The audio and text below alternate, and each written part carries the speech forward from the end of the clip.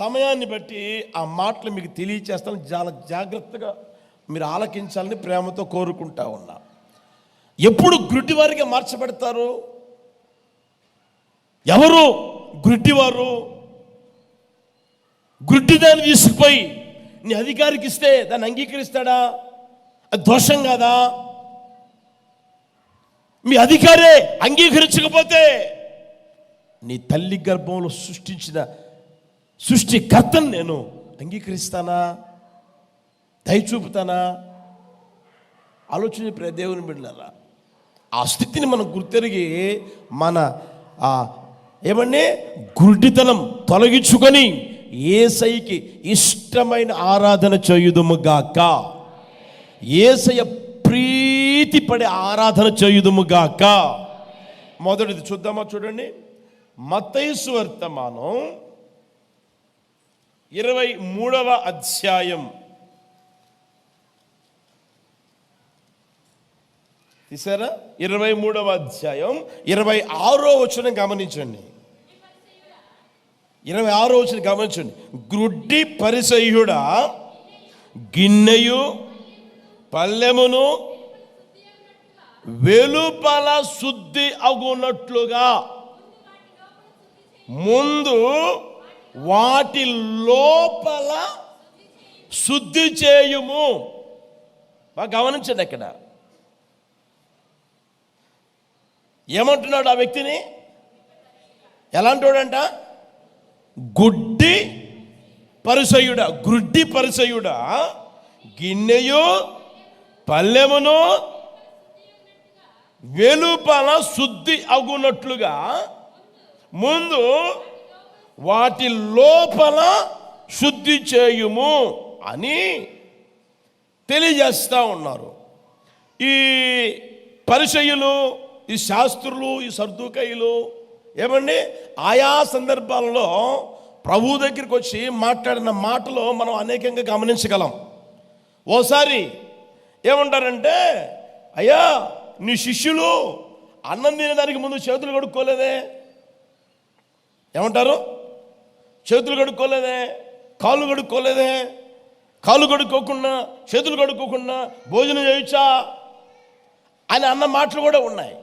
ఏమండి, అయితే మనం గుర్తెరగాలి. చూడండి, 25వ వచనం కూడా చూడండి దేవుని బిడ్డలారా. అయ్యో వేషధారులైన శాస్త్రులారా, పరిసయ్యులారా, మీరు గిన్నెయు పల్లెమును వెలుపట శుద్ధి చేయుదురు గాని లోపల దోపుతోనూ అజితేంద్రియముతోనూ ఆలోచన చేయండి దేవుని బిడ్డలారా. వాళ్ళు శుద్ధి చేస్తారా, శుద్ధి చేయరా?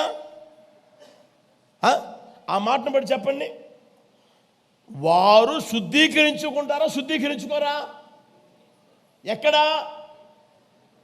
వాళ్ళకు శుద్ధి చేసే అనుభవం ఉంది, శుద్ధి చేసుకునే అనుభవం ఉంది. అర్థమవుతుందా? ఎక్కడ అంటే పైన, వెలుపల శుద్ధీకరించుకుంటారు. అర్థమవుతుందా?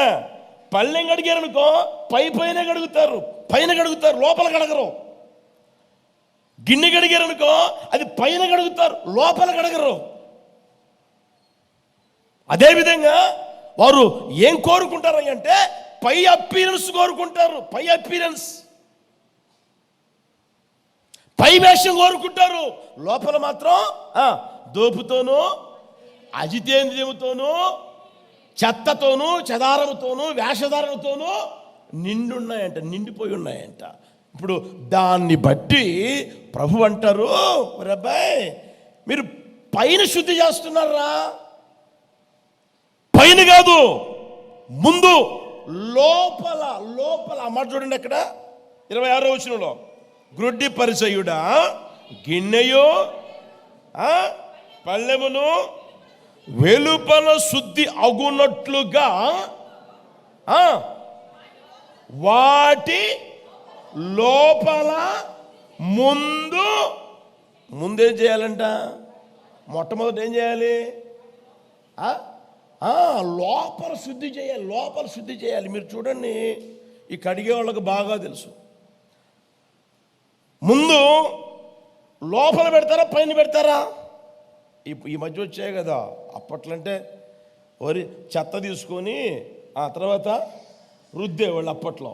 ఇప్పుడు సోకు ఎక్కువైపోయింది కాబట్టి కడిగేదానికి కూడా చెప్పరామండి, అదేదో వచ్చింది స్టీలు పీస్ అంట. స్టీల్ పీసులు వచ్చినాయి కడిగేదానికి కూడా. ఆ పీసులు మీరు తీసుకుని ముందు ఎక్కడ పెడతారు చెప్పండి? చెయ్యి లోపల పెట్టి ఇట్లా రుద్దుతున్నప్పుడు పైన కూడా శుభ్రం అవుతుందే కదా. మళ్ళా పైన సపరేట్ చేసే అవసరం ఉండదు. గమనించిన దేవుని బిడ్డలారా, ప్రభు అంటాడు ముందు లోపల శుభ్రం చేయండి రా, లోపల శుభ్రం చేయండి. వీళ్ళ గుడ్డితనం ఏం తెలిసినా, వీళ్ళు గుడ్డోళ్ళు ఎందుకు అయిపోయారు తెలిసినా, వీళ్ళు ఎంత కాడికి ఏ రోజైనా చూడు, బుధవారం వచ్చి వాక్యం వింటారు, శనివారం వచ్చి వాక్యం వింటారు, ఆదివారం ఆరాధనలో వాక్యం వింటారు, తర్వాత ప్రసంగాలు చేయమంటే ప్రసంగాలు చేస్తారు. ఏమండి వీళ్ళు ప్రసంగాలు చేసేవాళ్ళైనా ప్రసంగాలు వినేవాళ్ళైనా ఎక్కడ శుభ్రం చేస్తున్నారు? పైన శుభ్రం చేస్తున్నారంట. పైన పీలుసు కోరుకుంటా ఉన్నారు. లోపల శుద్ధి చేయట్లే, లోపల శుద్ధీకరణ కలగట్లే, లోపల శుభ్రపరచబడడం లేదు. అయితే ప్రభు అంటాడు ముందు లోపల శుభ్రం చేయండి. ముందు మీరు లోపల జీవితాన్ని ఆలోచన చేయండి. పైకి బాగానే ఉన్నారు, తెల్లటి బట్టలు వేసుకుంటా ఉన్నారు, పొట్టు చీరలు కూడా కట్టుకుంటా ఉన్నారు, నీకు నచ్చింది, ఇంకొకరు మెచ్చగలిగేది బాగానే ఉంది. అర్థమవుతుందా? దీర్ఘాలు తీసి పాటలు పాడుతావు, గంటలు మోకరిస్తావు, ఏమండి పరిచర్య చేయమంటే పరిచర్య చేస్తావు, కానుకలు ఇస్తావు, దేవుని కోసం ప్రయాసపడే అనుభవం ఉంది. అయితే లోపల శుభ్రం చేయట్లే, లోపల శుద్ధి చేయడంలే. అందుకని ప్రభు అంటారు ఒరే గుడ్డోడా అంటే, ఇప్పుడు చూడండి, లోపల శుద్ధీకరించుకోకుండా నేను ఇప్పుడు దీర్ఘాలు తీసి పాటలు పాడితే ఎవరిని ఆరాధించినట్టు? ఇప్పుడు చెప్పండి. మనం వచ్చి స్తోత్రం చెప్తే ఎవరికి చెప్పినట్లు? ఎవరిని స్తుతించినట్లు? ఎవరిని మహిమపరిచినట్లు? ఎవరిని ఘనపరిచినట్లు? గుర్తెరగని ప్రియ దేవుని బిడ్డలారా, మందిరానికి వస్తున్న మీరు, దేవుని వాక్యాన్ని వింటున్న మీరు, లేదా దేవుని వాక్యం చెప్తూ ఉన్న నేనైనా మీరైనా ఏం చేయగలగలయ్యా అంటే, లోపల ఏమన్నా బయట శుద్ధి అగునట్లుగా మనం ముందు లోపల శుద్ధి చేసుకుందుము గాక. హల్లెలూయా. లోపల ఏమండి నీ జీవితం బాగుపడగలగాలి. ఈ రోజున చాలా మంది చూడండి పై అప్పీరెన్స్ కోరుకుంటా ఉన్నారు, మనుషులకు కనపడేటట్లు బయట శుభ్రంగా ఉంటా ఉన్నారు, శుభ్రం చేసుకుంటా ఉన్నారు. ఇంకొంతమంది చూడండి ₹4 డబ్బులు ఇచ్చి లైన్లో పెట్టుకోవడం. అర్థమవుతుందా? ఆ తర్వాత మీరు గమనిస్తే వాళ్ళకి కొంచెం సమయం ఇచ్చి వాళ్ళనే లైన్లో పెట్టుకుని ఆ పరిస్థితులు కలుగుతూ ఉన్నాయి. కానీ లోపలేమన్నా శుద్ధీకరించుకున్న ఆ పరిస్థితులు కనిపిస్తున్నా అంటే కనిపించకపోవడం శోచనీయమండి. ఈ సమయంలో గుర్తెరుగుదురుగాక, ఆలోచన చేసుకుందురుగాక. చూడండి, సౌలు ఉన్నాడా? మనందరికీ బాగా పరిచయం సౌలుకి పైన డ్రెస్ అంతా ఉందా లేదా? ఇక్కడేమో శిరస్నానం ఉంది, ఇక్కడేమో ఆలోచన చేయండి, తర్వాత ఇక్కడేమో ఒక్కొక్కటి ఉందా లేదా? యుద్ధ వస్త్రాలన్నీ ఉన్నాయండి, యుద్ధ వస్త్రాలన్నీ ఉన్నాయి. లోపలే లేదు ఆయనకి. ఏంటి? దేవుడు లేడు, దేవుని ద్వారా పొందుకున్న కృప లేదు. ఈ అయ్యగారు అంటారు దావీదుని పిలిచి, ఇదిగో నువ్వు యుద్ధానికి పోతానంటున్నావు, నీ వల్ల ఏమైతే? వాడు దేహదారుడు కలిగిన వాడు, దేహదారుడు కలిగిన వ్యక్తి, ఆ వ్యక్తి యుద్ధాభ్యాసం చేసిన వ్యక్తి, ఆ వ్యక్తితో నువ్వు పోట్లాడలేవు, నీ వల్ల కాదు అని అంటా ఉన్నాడు. మరి ఏం చేయమంటారయ్యా? నా దగ్గరికి రా, నా యుద్ధ వస్త్రాలు ఇస్తా, నా వస్త్రాలు ఇస్తా, నా కత్తిస్తా, నా ఈటిస్తా, నా డాలిస్తా అని అంటా ఉన్నాడు. ఒకసారి గమనించిన దేవుని బిడ్డలారా, అయితే దావీదు అంటాడయ్యా, నీ వస్త్రాలు వేసుకుపోయి ఇవన్నీ తీసుకుపోయి యుద్ధం చేయాలంటే ఈ పై వేషం, పై డ్రెస్సు నాకు వద్దు, కానీ నాకు అవసరమైందంటే నాకు లోపల కావాలి.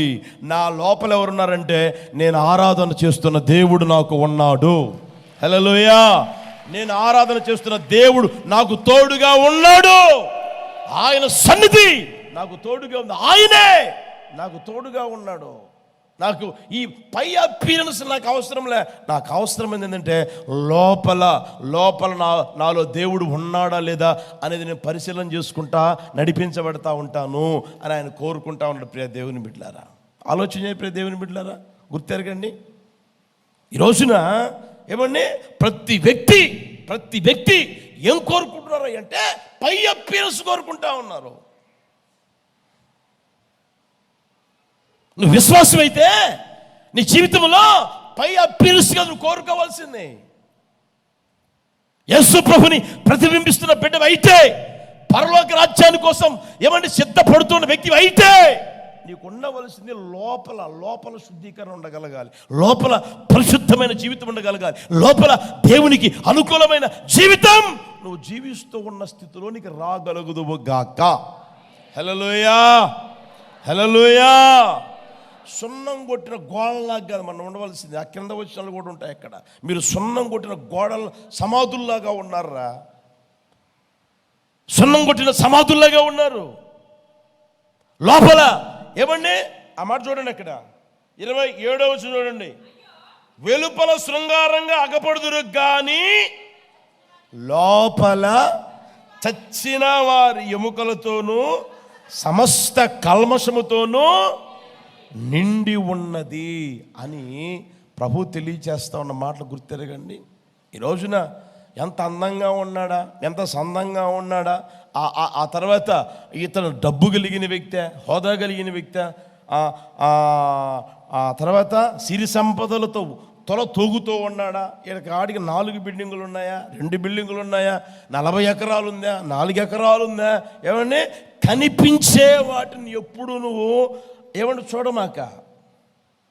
మనిషికి కనిపించే వాటిని ఈ రోజున కాపాడుకోవాలనుకుంటా ఉన్నారు. బిల్డింగ్ ఉందా, బిల్డింగ్ కాపాడుకుందాం, నాకు పేరుందా, పేరు కాపాడుకుందాం, ప్రఖ్యాతి ఉందా, అది కాపాడుకుందాం, ఏమండి ఆస్తి ఉందా, హోదా ఉందా, పలుకుబడి ఉందా, అది కాపాడుకుందాం అని అనుకుంటూ ఆ స్థితిలో నడిపించబడే వాళ్ళు ఎక్కువ అవుతున్నారు. కానీ అరే నా లోపల జీవితం కుళ్ళిపోతుంది, కంపు కొడతా ఉంది, దరిద్రంగా మారిపోతూ ఉంది, దేవునికి అయిష్టమైన పనులన్నీ నాలో దోపుతో నిండి ఉన్నాను, ఏమండి అజితేంద్రియతో నిండి ఉన్నానే, సున్నం కొట్టిన సమాధుల్లాగా ఉన్నానే, లోపల చచ్చిన వారి ఎముకలతో సమస్త కల్మషంతో నింపబడి నడిపించబడుతున్నానే, ఏంటి నా బ్రతుకు, నేను యేసుప్రభువుని నమ్మాను కదా, ఆయన రక్తం చేత విమోచించబడ్డాను కదా, విలువ పెట్టి కొనబడ్డాను కదా, యేసుప్రభువు వస్తానన్నాడు కదా, ఆయన రాకడా ఏమండి ఆయన త్వరగా వస్తున్నాడు కదా, ఆ రాకడ కోసం సిద్ధపడాలి కదా, సిద్ధపడగలిగి జీవించాలి కదా, ఏ రోజు ఏం జరుగుతుందో తెలియదు కదా అన్న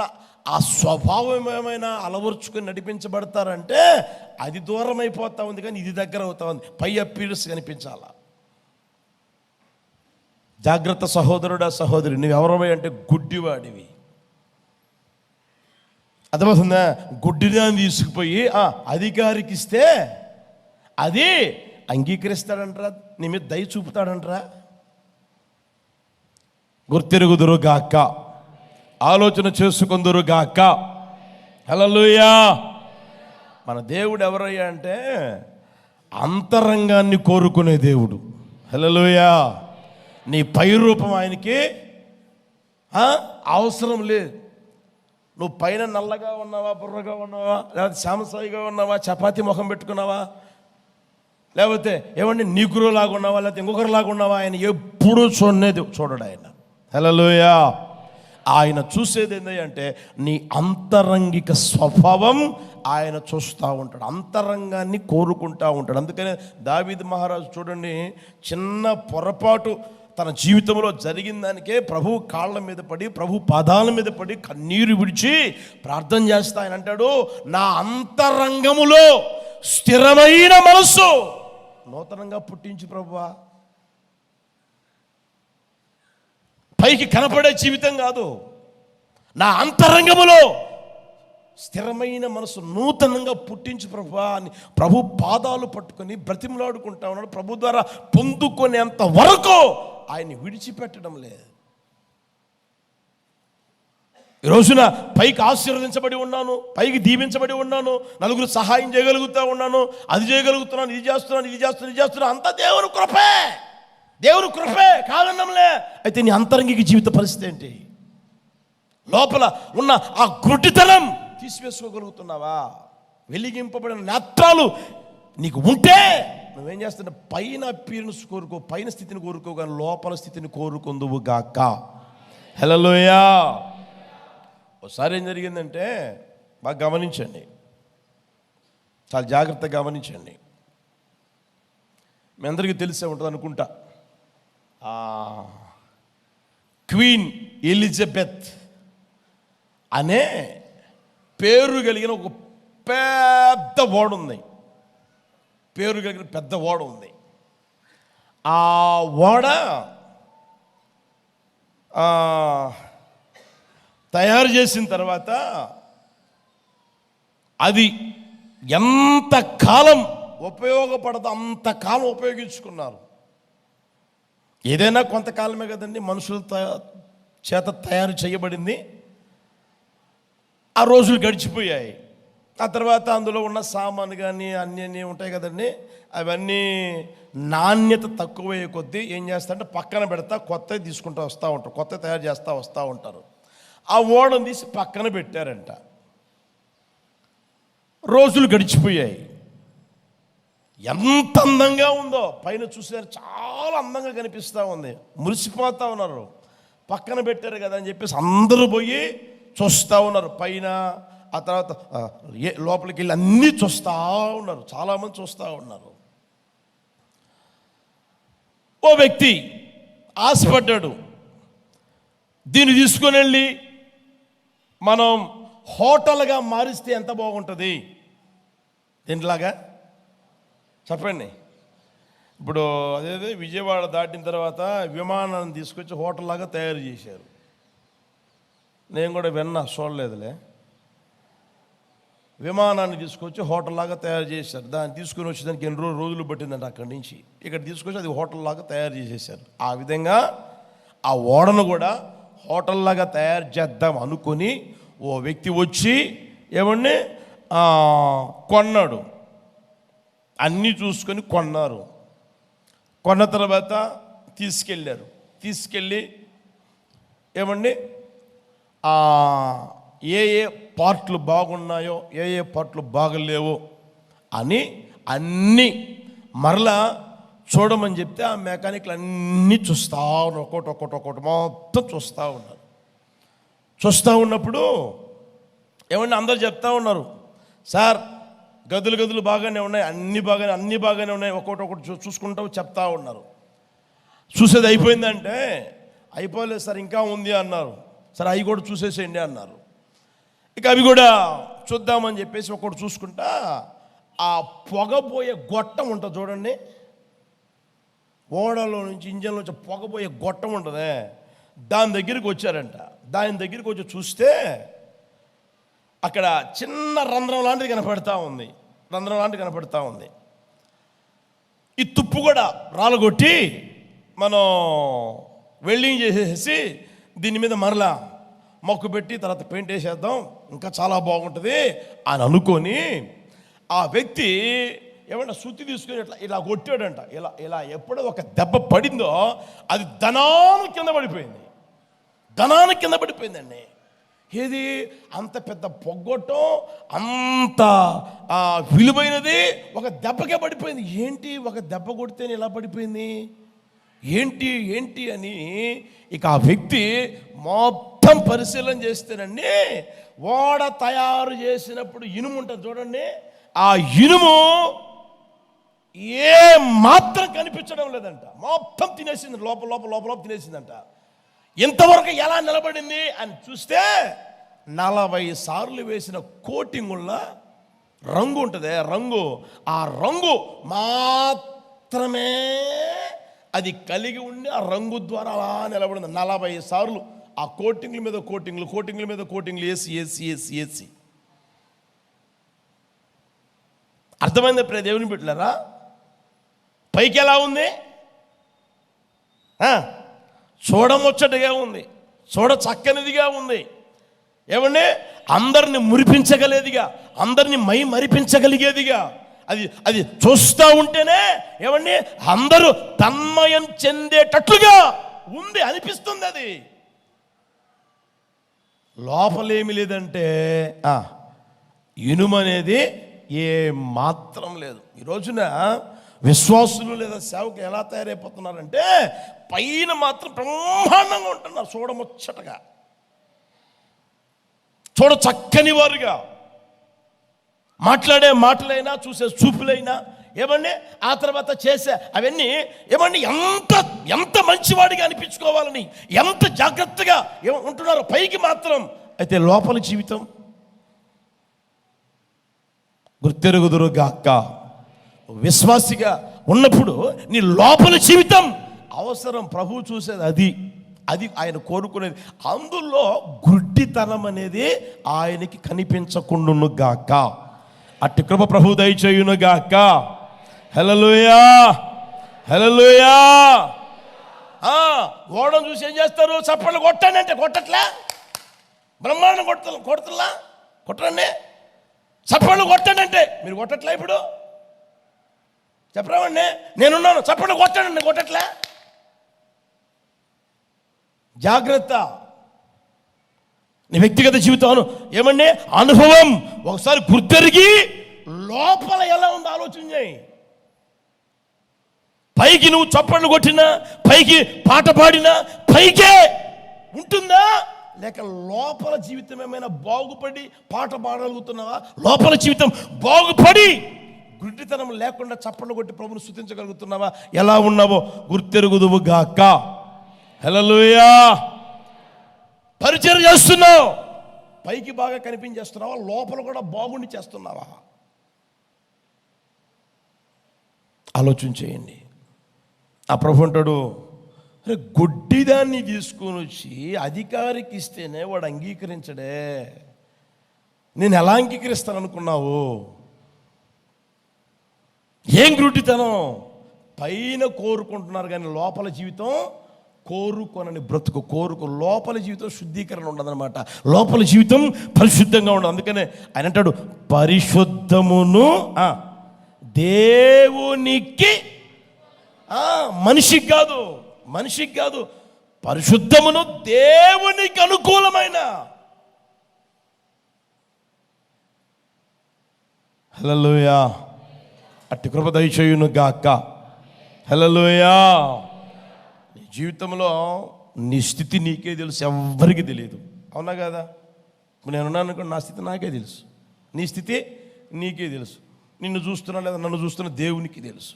కనుక మన స్థితిని మనం ప్రతిరోజు గుర్తెరిగి లోపల పరిస్థితి ఎట్లా ఉంది, పైకి బ్రహ్మాండం కనపడుతున్నాను కదా, లోపల పరిస్థితి ఏంటి అని ఆలోచన చేసుకొని ప్రభు దగ్గర నువ్వేం చేయగలగాలి అంటే, ప్రభువా నన్ను లోపల మార్చు. హల్లెలూయా. వెలుపల బాగానే కనిపిస్తున్నానయ్యా అందరికీ, వెలుపల మాత్రం శుభ్రం చేస్తున్నానయ్యా, వెలుపల అలంకరణ అయితే కోరుకుంటున్నాను, వెలుపల శృంగారాన్ని అయితే ఏమంటే శృంగారించబడిన మందిరంగా కోరుకుంటూ అందంగా కనిపించాలని నేను ఆశపడతా ఉన్నాను. అయితే లోపల జీవితం మాత్రం నాది బహు భయంకరంగా ఉంది ప్రభువా. అయ్యా ఆ జీవితాన్ని నీవు బాగు చేయి ప్రభువా అని అడగగలగాలి. అట్టి కృప దయచేయును గాక. నీవు ఆయన అడగగలిగితే నిశ్చయముగా బాగు చేయును గాక. హల్లెలూయా, హల్లెలూయా. దాన్ని జీవితంలో గుర్తెరగలగాలి. నువ్వు గుడ్డోడిగా ఉండి బలి చెల్లిస్తే అది అంగీకరించబడదు. రెండవ మాట చూద్దామా? చూడండి, యోహాను మొదటి పత్రిక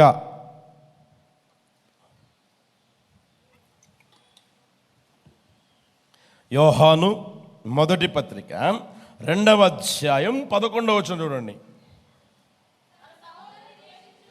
తన సహోదరుని ద్వేషించువాడు చీకటిలో ఉండి చీకటిలో నడుచుచున్నాడు, చీకటి అతని కన్నులకు గుడ్డితనము కలుగజేసిన గనుక తానెక్కడికి పోవుచున్నాడో అతనికి తెలియడం లేదు.